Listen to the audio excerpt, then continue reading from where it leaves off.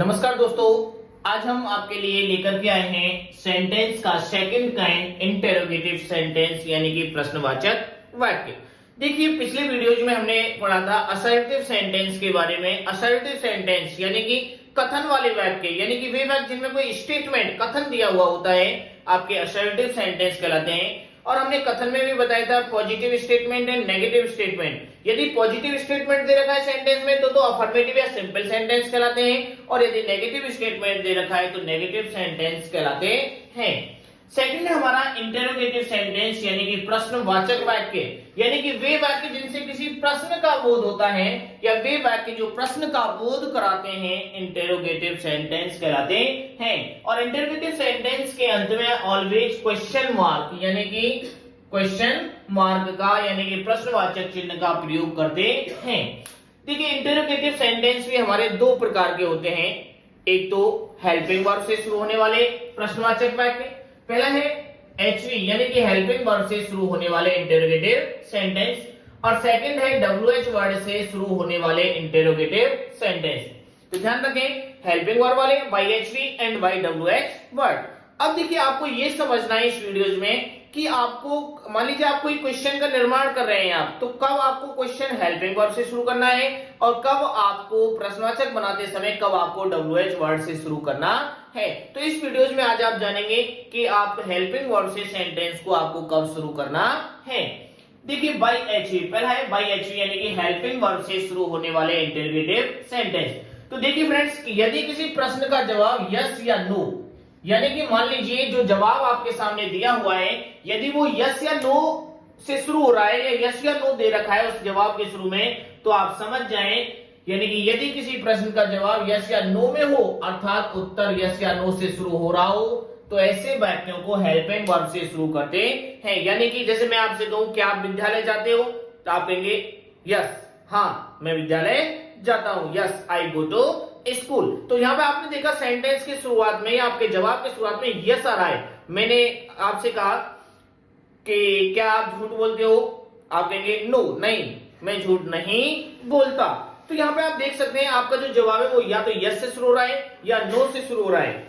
यदि आपका जवाब यस या नो से शुरू हो रहा हो तो आप समझ जाएं उन वाक्यों को प्रश्नवाचक बनाते समय, इंटेरोगेटिव बनाते समय आपको हेल्पिंग वर्ब से शुरू करना है। अब देखिए, हेल्पिंग वर्ब से जब आप शुरुआत करेंगे तो सेंटेंस का स्ट्रक्चर क्या होगा, यानी कि सेंटेंस एलिमेंट्स को आप किस क्रम में व्यवस्थित करेंगे।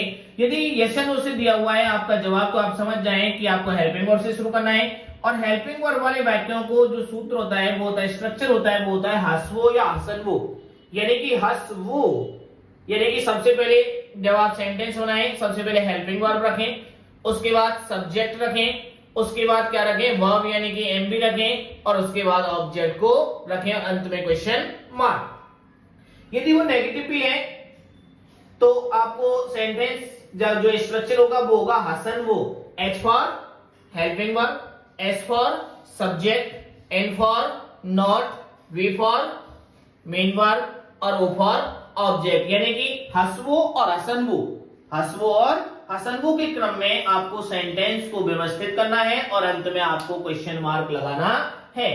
फॉर एग्जाम्पल, कुछ जवाब यहाँ पे दिए हुए हैं, यस हाँ आई गो टू स्कूल डेली, हाँ मैं रोजाना विद्यालय जाता हूं। जब प्रश्न पूछेंगे यस से शुरू हो रहा है आपका जवाब, तो इसका मतलब जवाब मैं आपसे कहूं कि आप इसके लिए क्वेश्चन बनाएं, मैंने उत्तर जवाब दे दिया, आपके लिए आंसर दे रखा है कि yes I go to school daily, हाँ मैं रोजाना विद्यालय जाता हूं। अब मैं आपसे कहूं क्वेश्चन बनाए भाई इस जवाब में से, तो देखिए आपने सबसे पहले देखा सेंटेंस यस से शुरू हो रहा है, इसका मतलब हेल्पिंग वर्ब से आपको क्वेश्चन शुरुआत करनी है बाय HV। तो बाय HV देखिए प्रेजेंट इंडेफिनिट टेंस है, आपने HV सब्जेक्ट के अनुसार आई किस में बदल जाएगा, यू में बदल जाएगा, किसमें, यू में बदल जाएगा।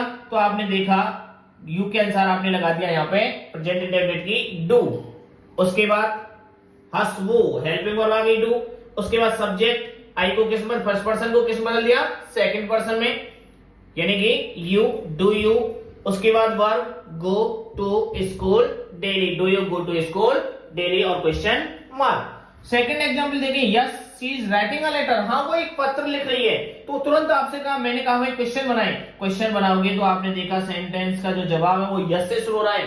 जब यस से शुरू हो रहा है तो क्वेश्चन बनेगा बाय HV यानी कि हेल्पिंग वर्ब से बनेगा। अब हेल्पिंग वर्ब देखें कौन सा टेंस है? Present continuous tense. हंसवो के क्रम में व्यवस्थित करें। सबसे पहले हेल्पिंग वर्ब हमने ले ली इज, उसके बाद subject third person no change रहते हैं, third person no change, is she. उसके बाद देखिए वर्ब राइटिंग अ लेटर।